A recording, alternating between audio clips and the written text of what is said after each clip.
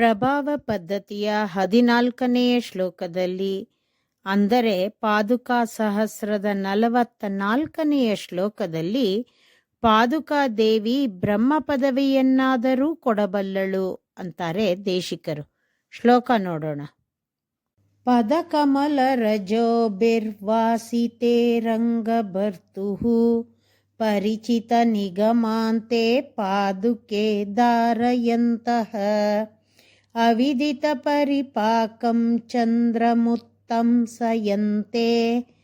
ಪರಿಣತ ಭುವನಂ ತತ್ಪದ್ಮಮಧ್ಯಾಸತೇವ.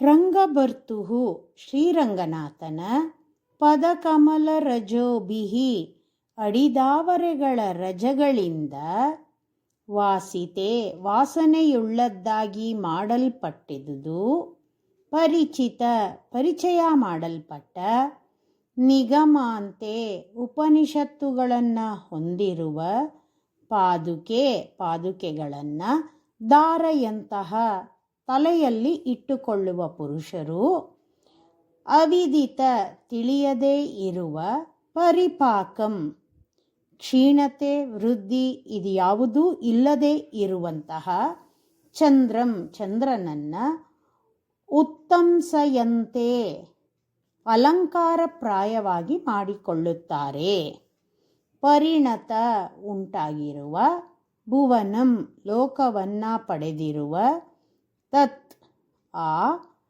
ಪದ್ಮಂ ವಾ ತಾವರೆ ಹೂವಿನಲ್ಲಿಯಾದರೂ ಅಧ್ಯಾಸತೆ ಇದ್ದಾರೆ. 40ನೇ ಶ್ಲೋಕದಲ್ಲಿ ಪಾದುಕಾದೇವಿಯ ಭಕ್ತರನ್ನ ಕಂಡು ದೇವತೆಗಳೇ ಭಯ ಪಡ್ತಾರೆ ಅಂದಿದ್ದಾರೆ ದೇಶಿಕರು. ಈಗ ಮುಂದುವರೆದು ಹೇಳ್ತಾರೆ, ಶ್ರೀರಂಗನಾಥನ ಅಡಿದಾವರೆಗಳ ಪರಾಗಗಳಿಂದ ಅವನ ಪಾದುಕೆಗಳು ಸುವಾಸಿತವಾಗಿದೆ. ಇದು ಉಪನಿಷತ್ನಲ್ಲಿ ಪ್ರತಿಪಾದ್ಯವಾಗಿದೆ.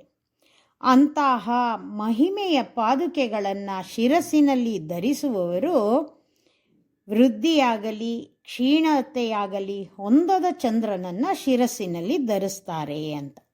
ಅಂದರೆ ಯಾವಾಗಲೂ ಒಂದೇ ರೀತಿ ಇರೋ ಚಂದ್ರನನ್ನು ತಲೆಯಲ್ಲಿ ಧರಿಸ್ಕೋತಾರೆ ಅಂತ.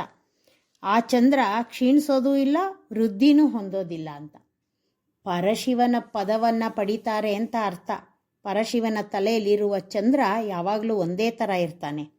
ಹಾಗಾಗಿ ಒಂದೇ ರೀತಿಯಲ್ಲಿ ಇರುವ ಚಂದ್ರನನ್ನು ತಲೆಯಲ್ಲಿ ಧರಿಸ್ಕೋತಾರೆ ಅಂದರೆ ಪರಶಿವನ ಪದವನ್ನು ಪಡ್ಕೋತಾರೆ ಅಂತ.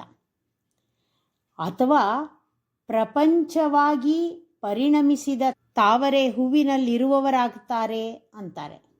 ಅಂದರೆ ಚತುರ್ಮುಖ ಬ್ರಹ್ಮನ ಸ್ಥಾನವನ್ನು ಪಡಿತಾರೆ ಅಂತ ಅರ್ಥ. ಅಂದರೆ ಪಾದುಕಾದೇವಿ ದೇವತೆಗಳ ಪದವಿಯನ್ನಷ್ಟೇ ಅಲ್ಲ, ಬ್ರಹ್ಮನ ಶಿವನ ಪದವಿಯನ್ನೂ ನೀಡಬಲ್ಲಳು ಅಂತಾರೆ ದೇಶಿಕರು. ಶ್ರೀಮತೆ ನಿಗಮಾಂತ ಮಹಾದೇಶಿಕಾಯ ನಮಃ.